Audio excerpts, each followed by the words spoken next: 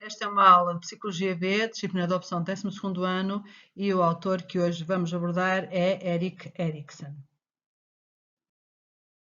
Eu sou António Brandão e esta é a nossa aula de hoje. Vamos começar por algumas notas biográficas de Erikson, que nasceu em 1902 e morreu em 1994. Erikson era filho de pais dinamarqueses. Entretanto, o pai abandonou-os muito cedo, a mãe casou novamente, agora com um judeu, e Erikson, durante toda a sua infância e na escola, sentiu-se sempre como um outsider, porque nos meios judaicos era visto como um nórdico e na escola era visto como um judeu. Vai se formar em Belas Artes, começa aos 20 anos viagens pela Europa, termina em Florença, onde se dedica a pintar retratos durante algum tempo, sempre na busca da sua identidade. Depois vai para Viena.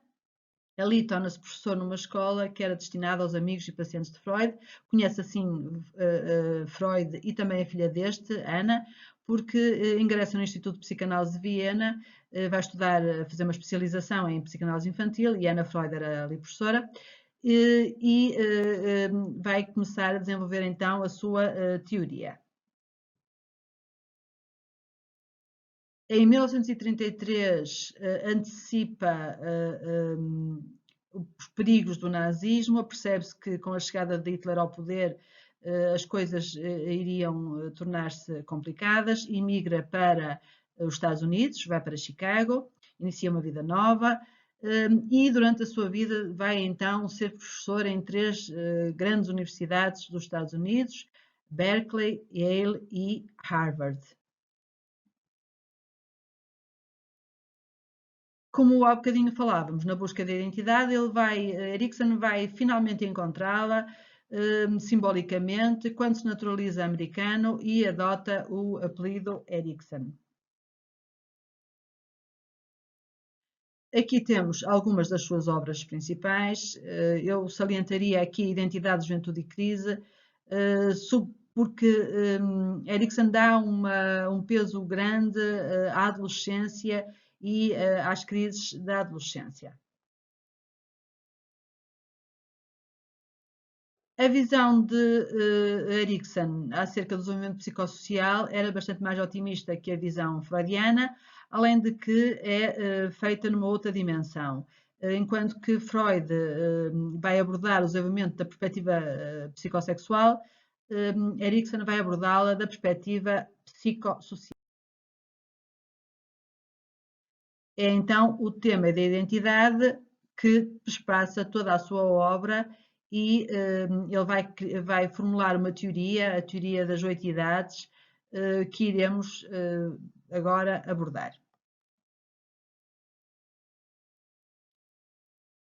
Por isso, é um processo em que cada idade ou período de desenvolvimento se caracteriza por tarefas específicas e pela experiência de determinado conflito ou crise. Ou seja, cada etapa é marcada por uma crise que tem de ser resolvida.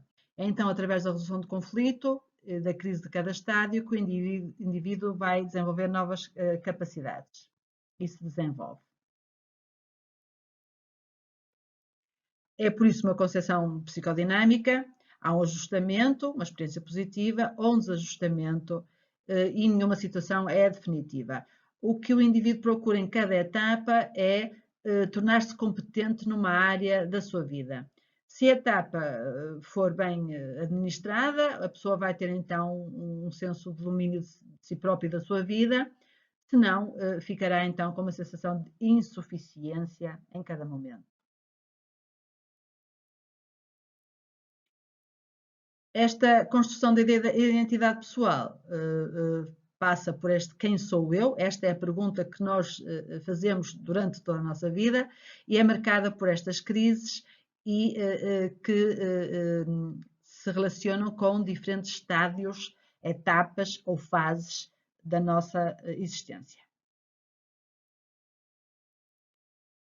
O conceito de crise é, então, de importância fundamental. Há aqui uma luta entre alcançar uma qualidade psicológica ou falhar, e em cada etapa nós vamos confrontar duas possibilidades.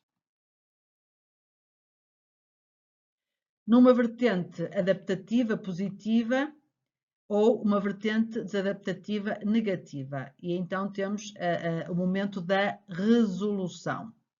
Há então uma polaridade emocional, dois polos, um polo positivo e um polo negativo.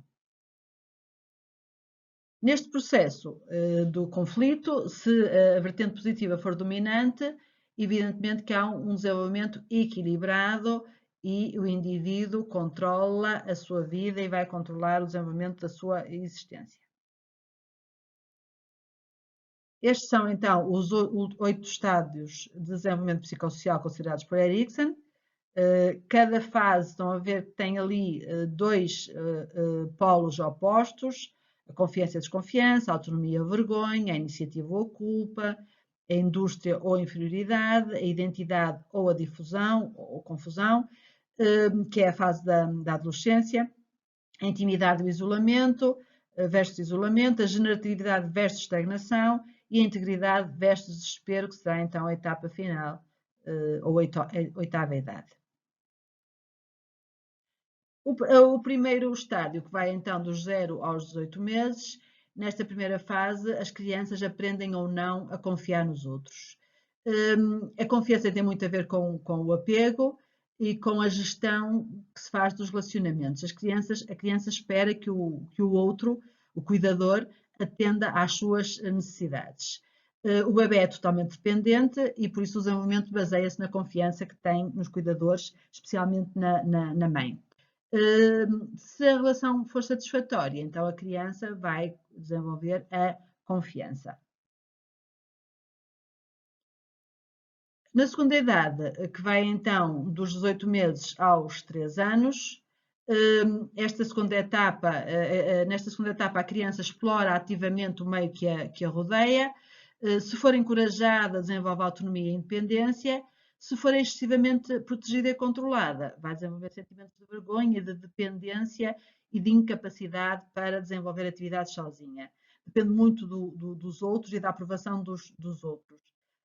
As crianças que completam com sucesso esta fase têm geralmente uma autoestima saudável e forte, enquanto que as crianças que não a completam com sucesso precisam sempre de apoio e há muita instabilidade, muita vergonha, muita dúvida e a criança não se vai desenvolver então harmoniosamente.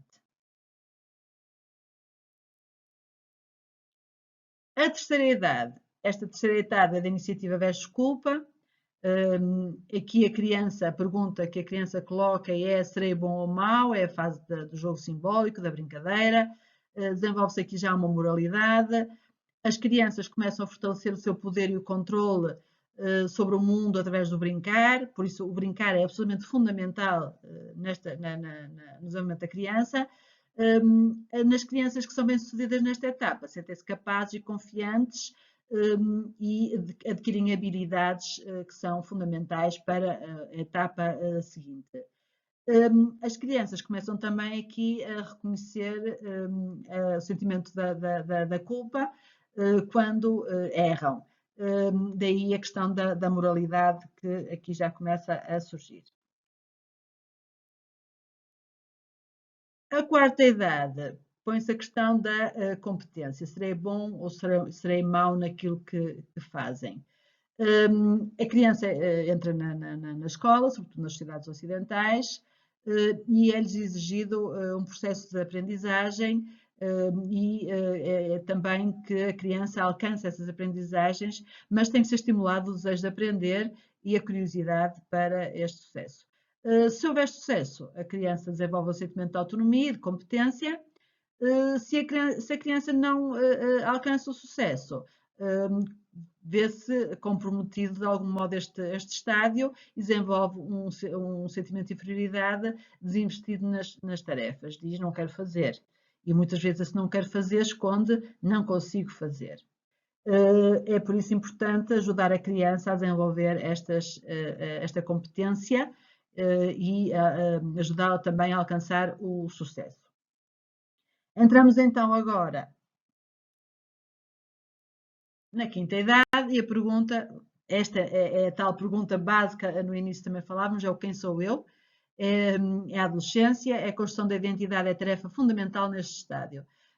O adolescente experimenta muitos papéis, vai tentar reconhecer-se como único e distinto de todos os outros, e se não conseguir identificar esses papéis, ela pode experimentar então aqui uma confusão. Por isso, é também quando o adolescente encontra a sua identidade sexual, de algum modo, e começa a projetar a imagem da pessoa futura com quem se quer parecer ou que quer ser. Há aqui uma espécie de compromisso entre si mesmos e o que o ambiente espera deles. Concluir esta etapa com sucesso é a base sólida e saudável para a vida adulta.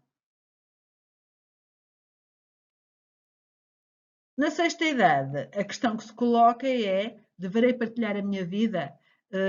Tem muito a ver com a intimidade. Os jovens adultos começam a procurar uma espécie de complemento de si próprios, procuram o outro, que o completa de alguma maneira, e aqui o que está em questão é a capacidade para amar. Podem se desenvolver então relacionamentos íntimos, mas se durante esta fase as pessoas não encontram um parceiro, podem se sentir isoladas ou sozinhas. E o isolamento pode criar inseguranças e um sentimento de inferioridade novamente. E as pessoas podem pensar que está alguma coisa errada com elas, porque é que eu não encontro o meu companheiro ou a minha companheira, e podem achar que não são suficientemente bons para isso. Isso pode levar a tendências autodestrutivas. A sétima idade, a questão que se coloca agora é: serei bem-sucedido? Vou produzir algo de valor? Conseguirei contribuir para melhorar a vida dos outros?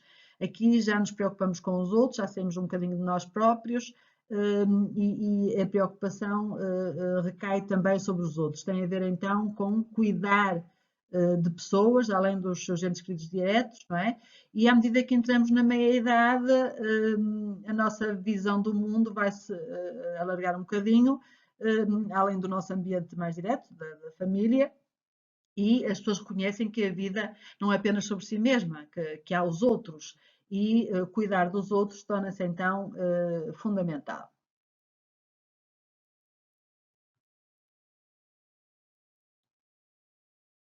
A oitava idade, a partir dos 65 anos, é uma etapa difícil, porque a pessoa pergunta a si próprio se a sua vida fez sentido. O indivíduo avalia a sua vida e pode experimentar sentimentos de satisfação ou de fracasso. Fiz isto, fiz aquilo, ou pelo contrário, o que eu deixei por fazer foi muito mais do que aquilo que eu fiz. Se houver uma avaliação positiva da vida, há então um sentimento de integridade e a nossa vida é encarada como valiosa. Se pelo contrário achamos que fizemos muito pouco, podemos chegar aqui a uma situação de desespero, que resulta então desta avaliação negativa, e mais do reconhecimento de que já não podemos começar de novo. Portanto, não fiz e já não tenho tempo para fazer. É uma situação bastante complicada. Vamos terminar a nossa aula, iremos fazer um quiz com o endereço que daqui a pouco eu darei.